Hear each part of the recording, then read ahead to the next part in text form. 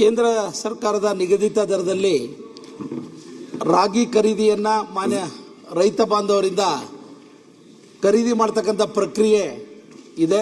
ಇದುವರೆಗೆ ಕೇವಲ 20% ರಾಗಿ ಖರೀದಿ ಆಗಿರ್ತಕ್ಕಂಥದ್ರ ಬಗ್ಗೆ ಏಪ್ರಿಲ್ 31ಕ್ಕೆ ಅಂತಿಮ ದಿನಾಂಕ ಇದ್ದಿದ್ದರ ಬಗ್ಗೆ ರೈತರಿಗೆ ಏನು ನೋಂದಣಿ ಆಗಿರ್ತಕ್ಕಂಥ ರೈತರು ಪೂರ್ಣ ಪ್ರಮಾಣದಲ್ಲಿ ರಾಗಿನ ಮಾರಾಟ ಮಾಡೋಕ್ಕಾಗಲ್ಲ ಅನ್ನೋದು ಕಾರಣದಿಂದ ರೈತರ ಹಿತದೃಷ್ಟಿಯಿಂದ ಇದನ್ನು ತಮ್ಮ ಮೂಲಕ ಮಾನ್ಯ ಆಹಾರ ಸಚಿವರಿಗೆ ನಾನು ಕೋರಿದ್ದೇನೆ ಶೂನ್ಯ ವೇಳೆಯಲ್ಲಿ.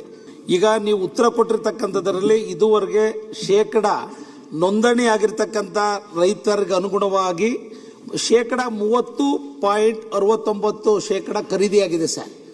ಈಗ ಯಾಕೆಂದರೆ ಈಗ ನೋಂದಣಿ ಆಗಿರ್ತಕ್ಕಂಥ ರೈತರು ಇವತ್ತು ಒಂದು ರೀತಿ ಅವ್ರಿಗೆ ಅನುಮಾನ ಬಂದ್ಬಿಟ್ಟಿದೆ, ನಾವು ಬೆಳೆದಿರ್ತಕ್ಕಂಥ ರಾಗಿ ಮಾರಾಟ ಮಾಡೋಕ್ಕಾಗುತ್ತೋ ಇಲ್ವೋ ಅನ್ನೋ ಒಂದು ಅಭಿಪ್ರಾಯದಲ್ಲಿ. ಈಗ ಇದಿದ್ದು ಏಪ್ರಿಲ್ 31ರವರೆಗೆ ಅನುಮತಿ ಇದೆ ಸರ್. ಅದು ನೀವು ವಿಸ್ತರಣೆನೂ ಕೂಡ ಮಾಡಬೇಕು.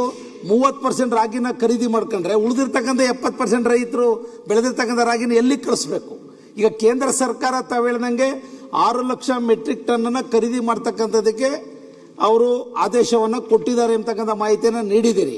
ಒಟ್ಟಾರೆ ರೈತರು ಬೆಳೆದಿರ್ತಕ್ಕಂಥ ರಾಗಿನ ನೋಂದಣಿಯಾಗಿರ್ತಕ್ಕಂಥ ರೈತರ ಸಂಖ್ಯೆಗೆ ಅನುಗುಣವಾಗಿ ಪೂರ್ಣ ಪ್ರಮಾಣದಲ್ಲಿ ರಾಗಿ ಖರೀದಿಯನ್ನು ಮಾಡಿ ರೈತರಿಗೆ ಅನುಕೂಲ ಮಾಡಿಕೊಡ್ಬೇಕು ಅಂತ ತಮ್ಮ ಮೂಲಕ ಮಾನ್ಯ ಸಚಿವರಿಗೆ ಒತ್ತಾಯ ಮಾಡ್ತಾ ಇದ್ದೀನಿ. 30% ಮಾತ್ರ ಖರೀದಿ ಆಗಿದೆ, ಇನ್ನು 70% ರಾಗಿ ಖರೀದಿ ಮಾಡಿದವರೇ ರೈತರೆಲ್ಲೋ ಹೋಗಬೇಕು ಅನ್ನೋದು ನಮ್ಮ ಪ್ರಶ್ನೆ.